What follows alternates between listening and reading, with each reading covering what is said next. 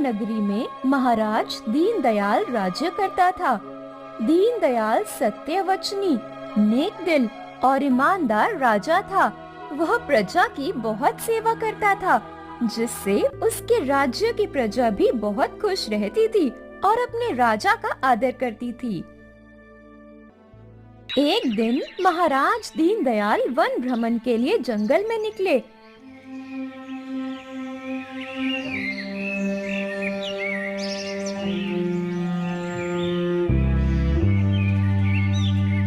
चलते चलते वह जंगल में काफी दूर तक आ गए और फिर वह झरने के पास रुके। आहा, कितनी शांति है यह। मैं अपार शांति का अनुभव कर रहा हूँ। मैं अब कुछ देर यहीं गुजारता हूँ।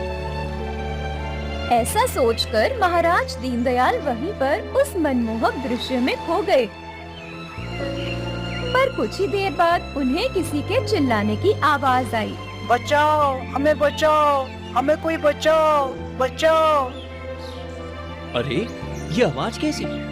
ये आवाज तो उसी ओर से आ रही है। लगता है कोई बड़े संकट में है। चलो, मैं जाकर देखता हूँ। महाराज उसी ओर निकल गए जिस ओर से वह आवाज आ रही थी।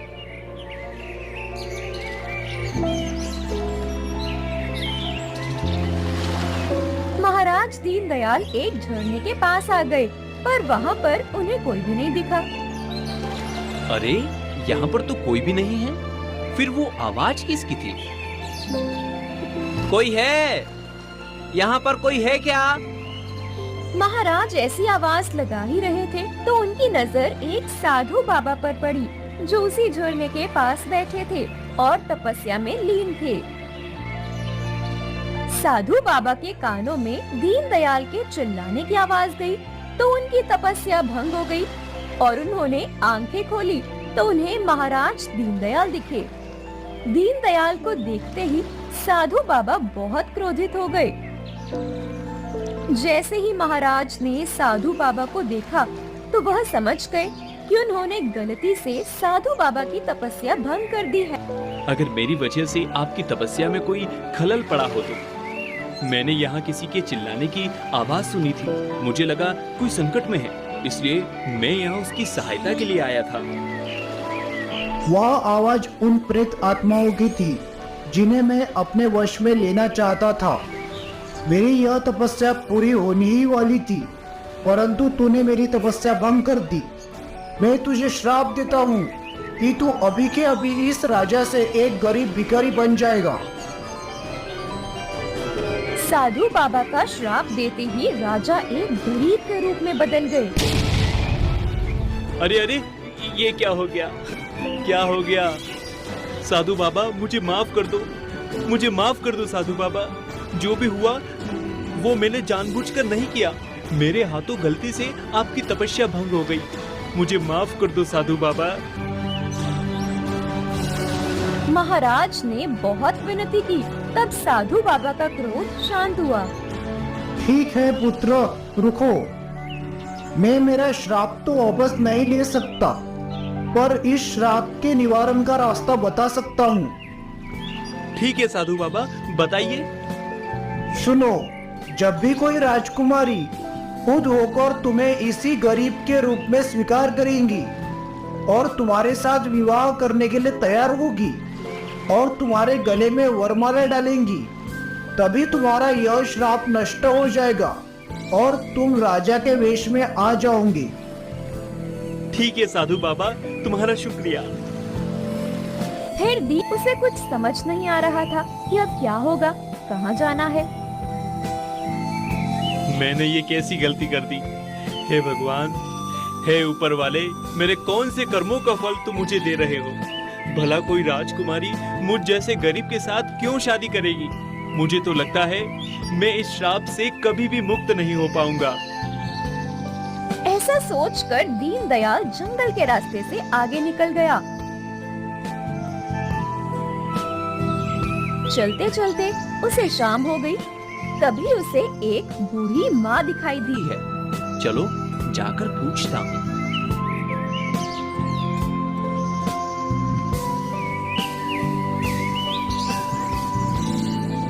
बूढ़ी माँ, आपको कोई समस्या है क्या?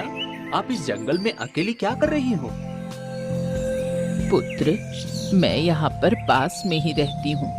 मैं जंगल से लकड़ियाँ लाकर गांव में बेचती हूँ और उसी से मेरा गुजारा होता है। पर आज लकड़ियाँ थोड़ी ज्यादा हो गई हैं, इसलिए मैं उन्हें उठा नहीं पा रही हूँ। क्या आप इस जंगल में रहती हो? आपका घर नहीं है क्या? आपके बच्चे या बहू नहीं है क्या? मेरे 2 पुत्र हैं और उनकी पत्नियां भी हैं, जो पास के गांव में रहते हैं। पर अब मैं बूढ़ी हो गई, इसलिए उन्होंने मुझे घर से निकाल दिया। तब से मैं इस जंगल में झोपड़ी बनाकर अकेली ही रहती हूँ। राम राम राम राम, कैसे लोग हैं ये? जिन्होंने उन्हें इस दुनिया में लाया, उन्हें ही उन्होंने बुढ़ापे में घर से निकाल दिया। देखना, उनके बच्चे भी उनको बुढ़ापे में उन्हें भी घर से निकाल देंगे। बूढ़ी माँ, तुम चिंता मत करो। आज से मैं तुम्हारा सहारा बनूंगा। मैं तुम्हारे साथ ही रहूंगा। मैं काम पर जाते जाऊंगा और पैसे लाते जाऊंगा। तुम सिर्फ झोपड़ी में रहकर हम दोनों के लिए खाना बनाते जाना। अभी मैं ये तुम्हारी लकड़ियां लेकर चलता हूँ। ठीक है पुत्र, शायद भगवान को मुझ पर दया आ गई, इसलिए उन्होंने तुम्हें मेरे पास भेज दिया। चलो अब। फिर बूढ़ी माँ और दीनदयाल झोपड़ी की ओर निकल गए। दूसरे दिन सुबह सुबह दीनदयाल काम की तलाश में निकला।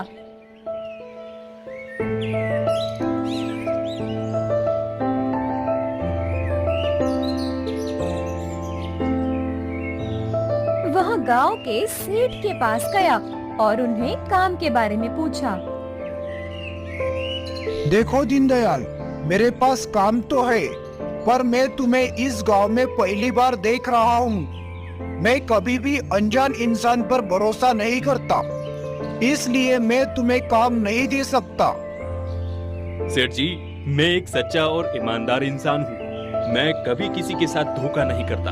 आप मुझे आधी पगार देंगे तो भी मैं तुम्हारे पास काम करने के लिए तैयार हूँ। मुझे काम पर रख लो सेठ जी, मुझे काम की बहुत जरूरत है। क्या आधे पगार में भी काम करोगे? ठीक है, तो मैं बाकी मजदूरों को दिन के 4 रुपए देता हूँ। तुम्हें मैं दिन का 2 रुपया ही दूंगा। मुझे चलेगा सेठ जी, आप सिर्फ काम बताइए। आज से तुम मेरा नीम वाला खेत संभालो। ठीक है सेठ जी, मैं अभी खेत में जाता हूँ। फिर दीनदयाल हाल लेकर खेत की ओर निकल जाता है।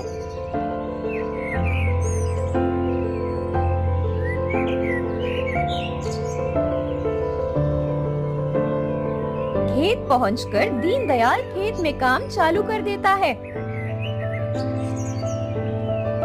ऐसे ही कुछ दिन बीत गए। दीनदयाल पूरी ईमानदारी से और लगन से सेठ जी के खेत में काम करता था। सेठ जी भी ये देखकर बहुत खुश थे, इसलिए उन्होंने दीनदयाल की पगार भी बढ़ा दी थी।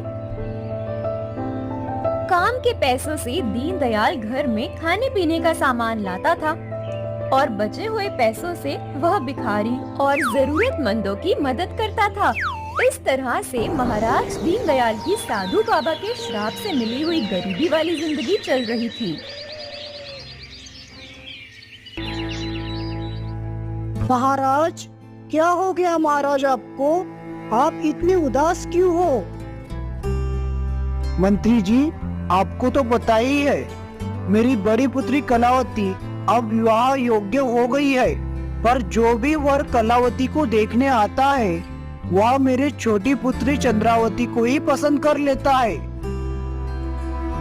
गिरजानगर राज्य में महाराज काशीराम राज्य करते थे।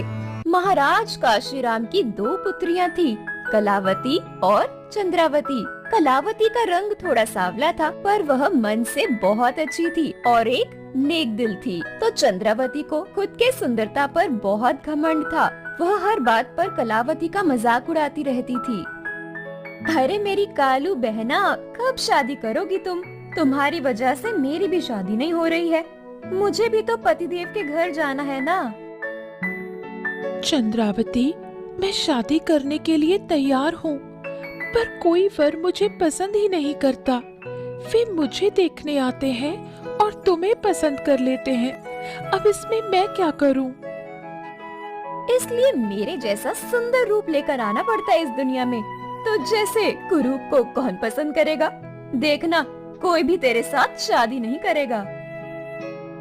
हूँ तो हूँ मैं काली। भगवान ने मुझे इस दुनिया में भेजा है तो मेरा जोड़ीदार भी भेजा होगा।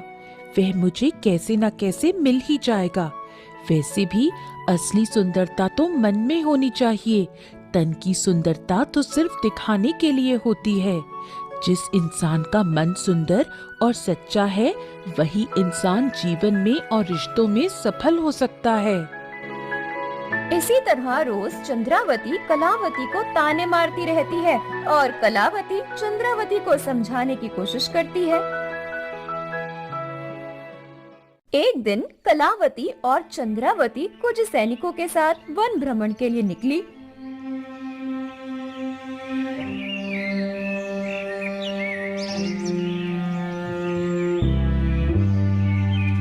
जंगल में वह काफी अंदर तक चले गए। तभी उन्हें एक युवक बुरी हालत में रास्ते पर पड़ा हुआ दिखा। पानी, पानी, पानी, पानी। अरे अरे, रथ रोको। लगता है उस व्यक्ति को हमारी मदद की जरूरत है। नहीं, हम राजकुमारियां हैं। हम किसी गरीब भिखारी की मदद क्यों करेंगे? वैसे भी बाहर कितनी धूप है। मैं इस छत से बाहर निकलूंगी तो मेरा सुंदर रूप काला पड़ने लगेगा। राजकुमारियां इंसान नहीं होती क्या? इंसानियत के नाते हमारा यह फर्ज है कि संकट के समय जरूरतमंद की मदद करना। और ऐसी सुंदरता किस काम की जो किसी की जान बचाने के काम नहीं आ सकती। तुम्हें नहीं आना तो तुम रथ में ही रुको। सैनिकों, चलो मेरे साथ उस युवक के पास। फिर कलावती और सैनिक उस युवक के पास जाते हैं। वह युवक कोई और नहीं, दीनदयाल ही था। अरे, ये तो पानी मांग रहा है। सैनिकों, तुम इसे उठाओ और पेड़ की छांव में बिठाओ। मैं जल्दी से रथ में से पानी लाती हूँ। और सैनिकों ने दीनदयाल को पेड़ की छांव में लाया। कलावती पानी लेकर आई। फिर कलावती ने खुद अपने हाथों से दीनदयाल को पानी पिलाया। पानी पीने के कुछ देर बाद दीनदयाल को अच्छा लगने लगा। हे युवती, आज तुमने मेरी जान बचा ली। यदि तुम मुझे पानी नहीं पिलाती तो मेरा आज बच पाना मुश्किल था। तुम्हारा ये उपकार मैं कभी नहीं चुका पाऊंगा। तुम्हारा बहुत बहुत शुक्रिया। हे युवक, मैंने कोई उपकार नहीं किया। इस राज्य की राजकुमारी होने के नाते प्रजा की सेवा और संकट के समय रक्षा करना यही मेरा फर्ज है और यही मैंने किया। प्रणाम राजकुमारी जी। सेवा भाव तो मन में ही होना चाहिए। उससे फर्क पड़ता कि आप राजघराने से हो या सामान्य युवक हो। आप मन से बहुत अच्छी हो और एक नेक दिल इंसान हो। मैं आपका परिचय जानने के लिए बहुत उत्सुक हूँ। मैं किरजानगर राज्य के राजा महाराज काशीराम की बड़ी पुत्री कलावती हूँ। महाराज काशीराम, उनके बारे में तो मैंने बहुत सुना है। वे एक बहुत बड़े प्रजा सेवक राजा हैं। आज मेरा उनकी पुत्री से मिलना हो गया। ये तो मेरा सौभाग्य ही समझो। हाँ, अब तुम मुझे बताओ कि तुम कौन हो और तुम यहाँ पर कैसे गिर गए थे? मेरा नाम दीनदयाल है। मैं पास ही के गांव में रहता हूँ और सेठ जी के खेत में काम करता हूँ। खेत में से बोरी लेकर घर की ओर जा रहा था। तभी धूप के कारण मेरा सर चकरा गया और मैं गिर गया। अच्छा, ज्यादा धूप में काम मत किया करो और साथ में पानी लेकर चला करो। हाँ हाँ राजकुमारी जी, अब से मैं पानी साथ में ही रखते जाऊंगा। ठीक है, अब मैं चलती हूँ। ध्यान रखना अपना। फिर राजकुमारी और सैनिक रथ के पास आ गए और वे सब राजमहल की ओर निकल गए। पर इधर दीनदयाल राजकुमारी कलावती के बारे में ही सोच रहा था। इतने बड़े राज्य की राजकुमारी होकर भी थोड़ा सा भी घमंड नहीं है। इतनी इंसानियत की एक गरीब को खुद पानी पिलाया। ऐसी मन से साफ और नेक दिल की लड़की मैंने आज तक नहीं देखी। यदि मैं मेरे राजा वाले वेश में होता तो मैं पक्का इसे मेरी रानी बनाता। ऐसा ही सोचते सोचते दीनदयाल बोरी लेकर घर की ओर निकल गया।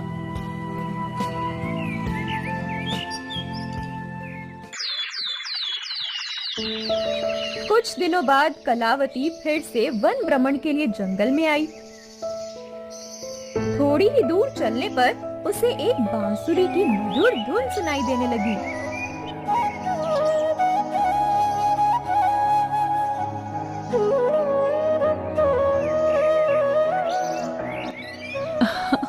अरे, ये इतनी मधुर बांसुरी की धुन कहाँ से आ रही है? कौन बजा रहा है बांसुरी? चलो मैं देखती हूँ। कलावती उसी ओर जाने लगी जिस ओर से वह बांसुरी की धुन आ रही थी। वहाँ पर उसने देखा कि एक युवक बांसुरी बजा रहा था। वह दीनदयाल ही था। कलावती ने उसे पहचान लिया। अरे, ये तो वही युवक है जिसे मैंने पानी पिलाया था। कितनी मधुर बांसुरी बजाता है ये। मैं तो इसकी बांसुरी की धुन में खो गई हूँ। कलावती वहीं पर खड़ी रही और बांसुरी की धुन सुनने लगी। कुछ देर बाद दीनदयाल ने ऊपर देखा तो उसका ध्यान कलावती की तरफ गया। अरे राजकुमारी जी, तुम यहाँ पर कब आ गई?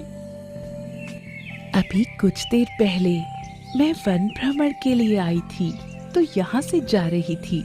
तभी तुम्हारी बांसुरी की धुन सुनी तो मैं यहाँ पर आ गई और रुक गई। तुम बहुत ही मधुर बांसुरी बजाते हो। मैं इस धुन में पूरी तरह से खो गई थी। शुक्रिया राजकुमारी जी, मुझे संगीत बहुत प्रिय है। इसलिए जब भी खाली समय मिलता है तब मैं बांसुरी बजाता हूँ या फिर गाते रहता हूँ। संगीत तो मुझे बहुत पसंद है। आपका प्रिय संगीतकार कौन है? अब कलावती और दीनदयाल में बातें शुरू हो गई। उन्होंने दिन भर बहुत सारी बातें की।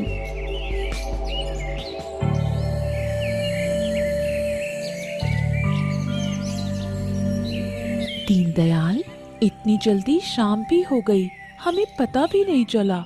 अब मुझे राजमहल जाना होगा, नहीं तो पिताश्री चिंतित हो जाएंगे।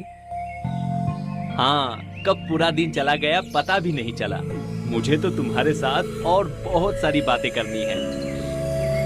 बातें तो मुझे भी करनी है। मेरा तो थोड़ा भी जाने का मन नहीं है, पर जाना ही होगा। मैं कल तुमसे फिर मिलने आऊंगी। फिर कलावती राजमहल के लिए वापस निकल गई।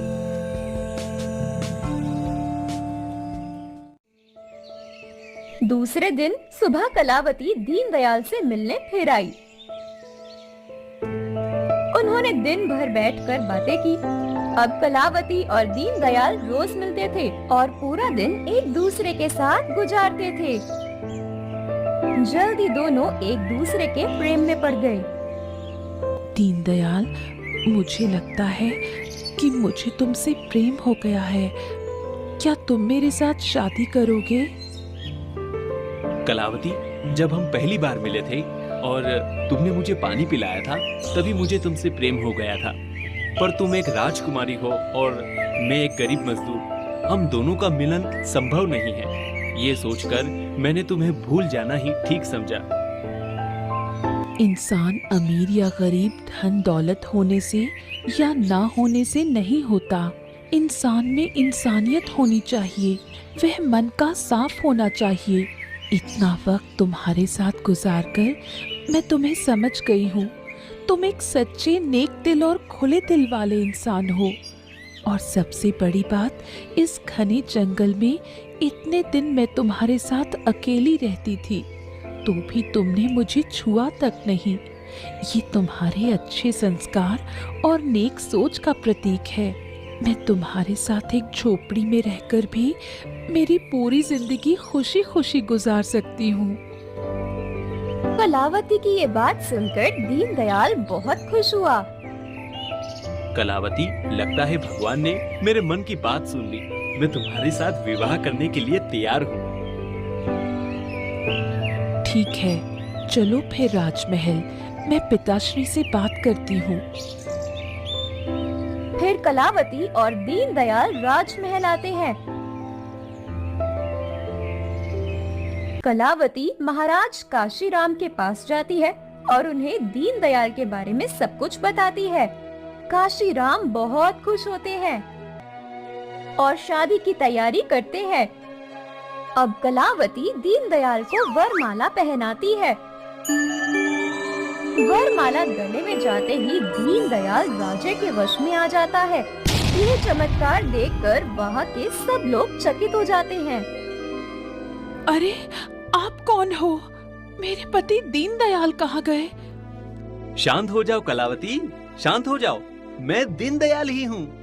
फिर दीनदयाल कलावती और सभी को साधु बाबा के श्राप वाली पूरी कहानी बताता है। कहानी सुनकर सभी का भय दूर हो जाता है। कलावती के इतने बड़े और सुंदर दिखने वाले राजा के साथ शादी हुई। ये देखकर चंद्रावती को बहुत जलन होती है, पर अंत में जीत तो इंसानियत की ही होती है। जिस इंसान में इंसानियत है वह इंसान संघर्ष जरूर करता है, पर अंत में उसे विजय मिलती ही है।